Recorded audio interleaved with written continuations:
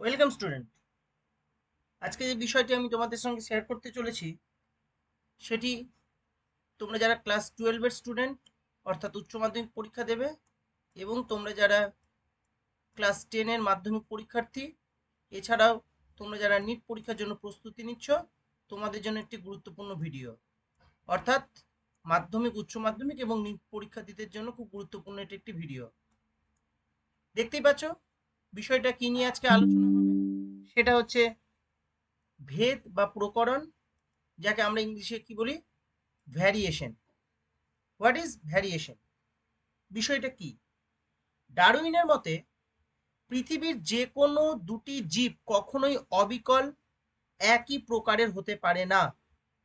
দুটি জীবের মধ্যে কিছু না কিছু পার্থক্য থাকবেই। তিনি জীবেদের এই পার্থক্যগুলিকে ভেদ বা প্রকরণ আখ্যা দিয়েছেন। অর্থাৎ আমরা কি বলতে পারি, একই প্রজাতিভুক্ত জীবেদের আকার, আকৃতি, গঠন ও ব্যবহারগত যে পার্থক্য, সেই পার্থক্যকে আমরা ভ্যারিয়েশন বা ভেদ বা প্রকরণ বলি। ভ্যারিয়েশন প্রকৃতির নিয়ম বলা যেতে পারে, বা প্রকৃতির যে ন্যাচারাল যে বিষয়, ভ্যারিয়েশন প্রকৃতির নিয়ম বলা যায়। জীবেরা একই প্রজাতিভুক্ত হলেও কখনো দুটি জীব একই রকম হয় না। সাধারণত জীবেদের জিনগত গঠনের উপর ভিত্তি করে দুই জীবের মধ্যে বিভেদ ফুটে ওঠে। যে জিনগত গঠনের জন্য কোনো জীবের দৈহিক গঠন, আকার, আকৃতি ও ব্যবহারগত পার্থক্য দেখা যায়, তাকে জীবের জিনোটাইপ বলা হয়। আর জিনোটাইপের কারণে কোনো জীবের যে যে বৈশিষ্ট্যগুলি লক্ষ্য করা যায়, তাকে সেই জীবের ফিনোটাইপ বলা হয়।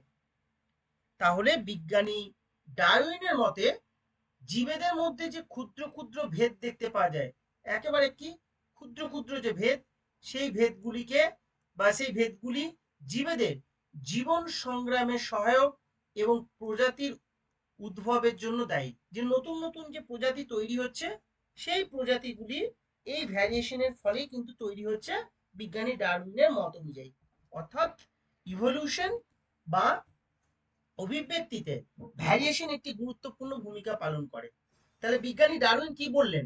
বিজ্ঞানী ডারউইন বলেছেন দুটি জীবের মধ্যে, যে জীব দুটি কি না একই প্রজাতিভুক্ত, তারা কিন্তু কখনোই অবিকল এক হতে পারে না।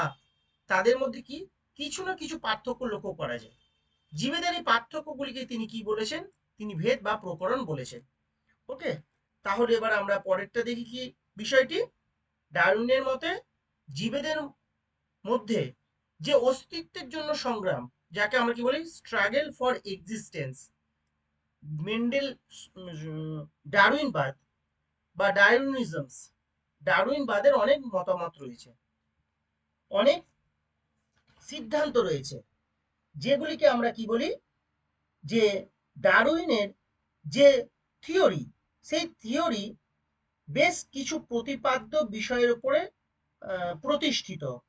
যে প্রতিপাদ্য বিষয়গুলির ওপর ডারউইনের থিওরি বা ডারউইনের তত্ত্বটি প্রতিষ্ঠিত, তাকে আমরা কি বলি ডারউইনবাদ বা ডারউইনিজমস, বা একে আবার আমরা কি বলি প্রাকৃতিক নির্বাচনবাদও বলে থাকি আমরা। একাধিক প্রতিপাদ্য বিষয় রয়েছে ডারউইনিজমে। তার মধ্যে একটি উল্লেখযোগ্য হচ্ছে অস্তিত্বের জন্য সংগ্রাম বা স্ট্রাগল ফর এক্সিস্টেন্স। এই স্ট্রাগল ফর এক্সিস্টেন্স বিষয়টি কি? পৃথিবীতে খাদ্য ও বাসস্থান সীমিত থাকায় জীবকে বেঁচে থাকার জন্য কঠিন প্রতিযোগিতার সম্মুখীন হতে হয়। ডারউইন এই যে সংগ্রাম, এই সংগ্রামকেই স্ট্রাগল ফর এক্সিস্টেন্স বলে আখ্যা দিয়েছেন। এই যে ফাইট বা স্ট্রাগল, সেটা তিন রকমের হয়ে থাকে। কি কি? Intraspecific struggle, interspecific struggle and struggle against environment. তাহলে ইন্ট্রাস্পেসিফিক স্ট্রাগল, যাকে বাংলায় আমরা বলি অন্তঃপ্রজাতি সংগ্রাম। নেক্সট ইন্টারস্পেসিফিক স্ট্রাগল, যাকে আমরা বলি আন্তঃপ্রজাতি সংগ্রাম। আর একটা যেটা লাস্টে বলা হলো, সেটা হচ্ছে স্ট্রাগল এগেনস্ট এনভায়রনমেন্ট, অর্থাৎ পরিবেশের সঙ্গে সংগ্রাম।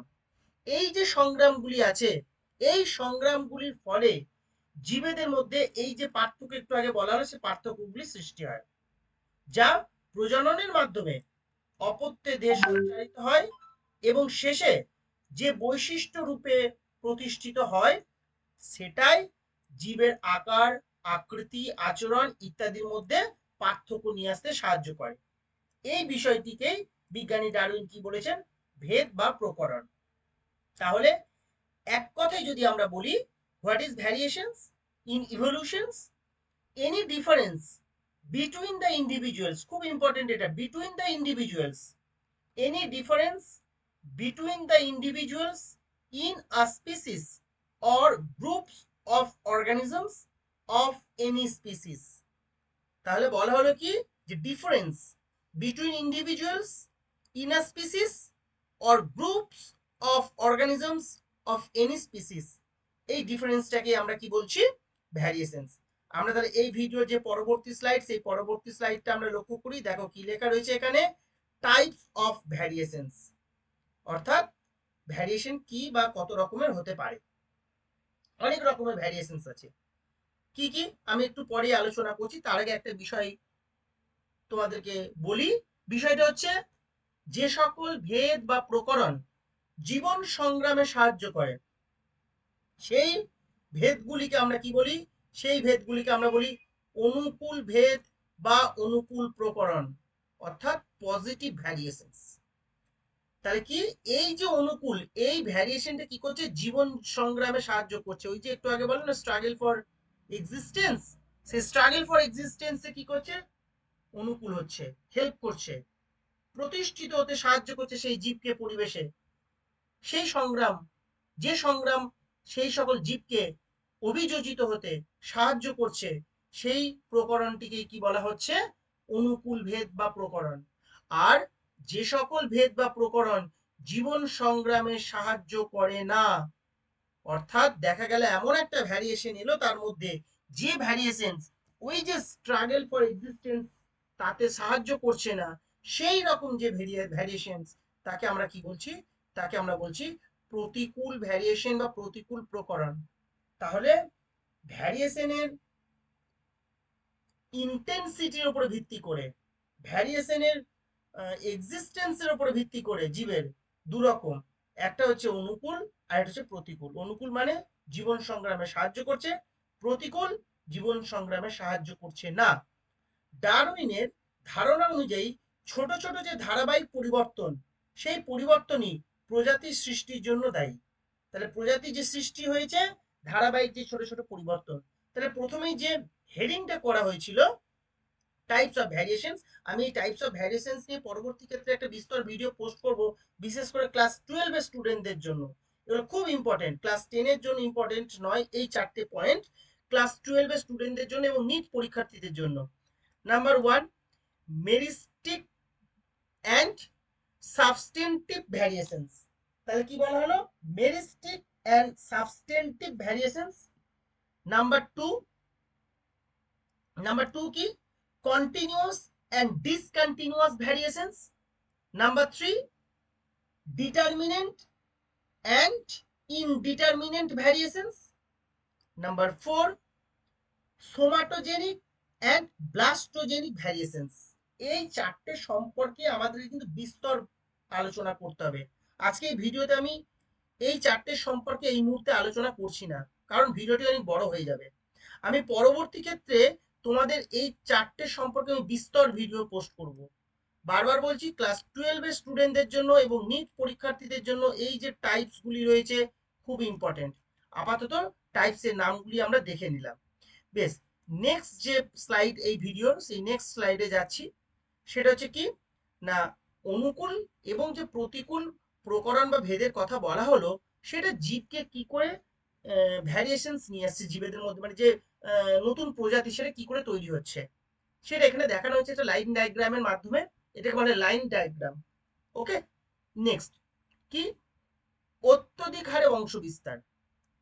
এই অত্যধিক হারে বংশ বিস্তারের ফলে কি হচ্ছে? অস্তিত্বের জন্য সংগ্রাম। এখানে স্পেলিংটা ভুল আছে, এটা ঠিক করে নেবে তোমরা। এটা হচ্ছে সংগ্রাম, অস্তিত্বের জন্য সংগ্রাম।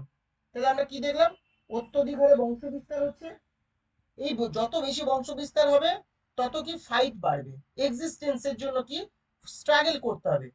এবার এই এই যে অস্তিত্বের জন্য সংগ্রাম, এই অস্তিত্বের জন্য সংগ্রামের ফলে কি তৈরি হচ্ছে, ভ্যারিয়েশন তৈরি হচ্ছে।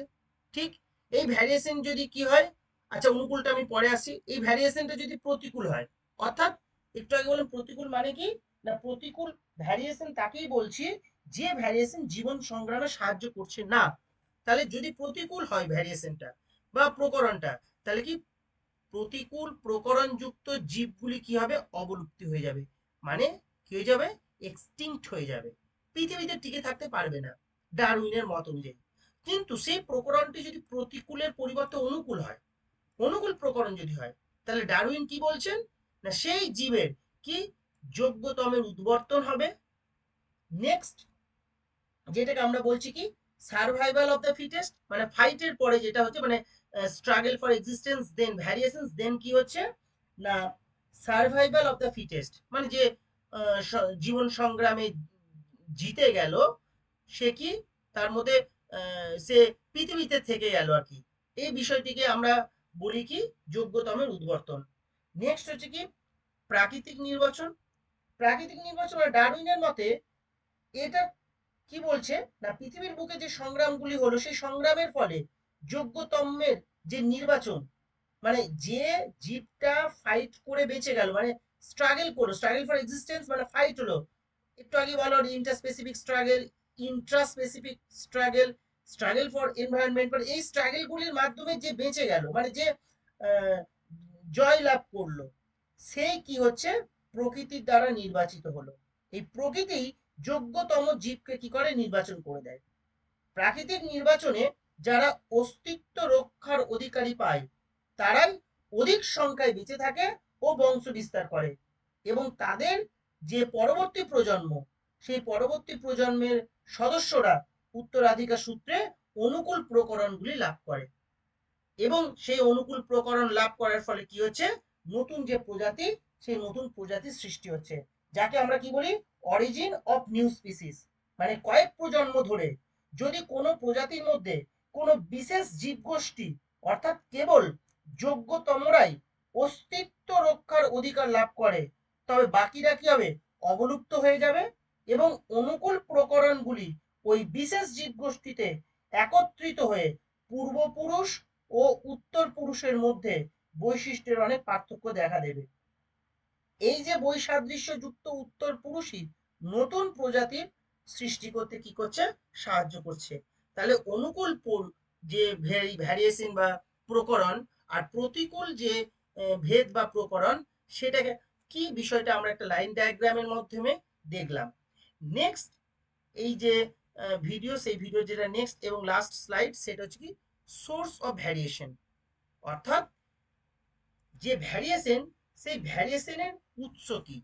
এতক্ষণ ধরে আমরা ভ্যারিয়েশনের সম্পর্কে অনেক কিছুই আলোচনা করলাম, এবার আমাদেরকে যেটা জানতে হবে সেটা হচ্ছে তার সোর্স কি, উৎস কি। প্রথমে যেটা লেখা রয়েছে সেটা হচ্ছে জিন মিউটেশন, এগুলি সম্পর্কে আমি পরবর্তী ক্ষেত্রে পৃথক পৃথক ভাবে ভিডিও পোস্ট করব, প্রত্যেকটা সম্পর্কে আলাদা করে একটা করে ভিডিও হবে। এখন শুধু পয়েন্টস গুলি আমরা মনে রাখি, বিশেষ করে এই যে স্লাইড, এই স্লাইডটাও তোমরা যারা 12 এর স্টুডেন্ট, তোমাদের জন্য খুব ইম্পর্টেন্ট, খুব ইম্পর্টেন্ট। এছাড়াও তোমরা যারা নিট পরীক্ষার জন্য প্রস্তুতি নিচ্ছ, কারণ এই যে 9টা পয়েন্ট আমি এখানে দিয়েছি, এই 9টা পয়েন্টকে আমাদেরকে বিস্তরভাবে আলোচনা করতে হবে। একটা ভিডিওতে তো অতগুলি সম্ভব নয়, আমি পরবর্তী ক্ষেত্রে আবার একটা একটা করে ভিডিও পোস্ট করব। তাই 12 এবং নিট পরীক্ষার্থীরা খুব ভালো করে দেখো। Gene mutation, next chromosomal aberrations, recombinations, hybridizations, natural selections, isolations, genetic drift, founder principle and gene flow। এই জেনেটিক ড্রিফট ওয়েস্ট বেঙ্গল কাউন্সিলের যে বা পশ্চিমবঙ্গ সংসদের উচ্চশিক্ষা সংসদের বা হায়ার সেকেন্ডারি যে কাউন্সিল, সেই কাউন্সিলের প্রায় বছর প্রশ্ন আসে জেনেটিক ড্রিফট সম্পর্কে, ক্রোমোসোমাল অ্যাবারেশনের সম্পর্কে, হাইব্রিডাইজেশনের সম্পর্কে। আমরা কিন্তু পরবর্তী ভিডিওতে এই যে পয়েন্টস গুলি আছে এইগুলি সম্পর্কে বিস্তর আলোচনা করব। তাহলে আজকে এইটুকু আমরা তোমাদের সঙ্গে শেয়ার করা ছিল। যদি তোমাদের কোনো প্রশ্ন থাকে আজকের এই ভিডিও থেকে, বা এই বিষয়ে যদি কোনো কিছু জানার থাকে, তোমরা কমেন্ট বক্সে এসে প্রশ্ন করবে, আমি তোমাদের প্রত্যেকের উত্তর দিয়ে দেবো।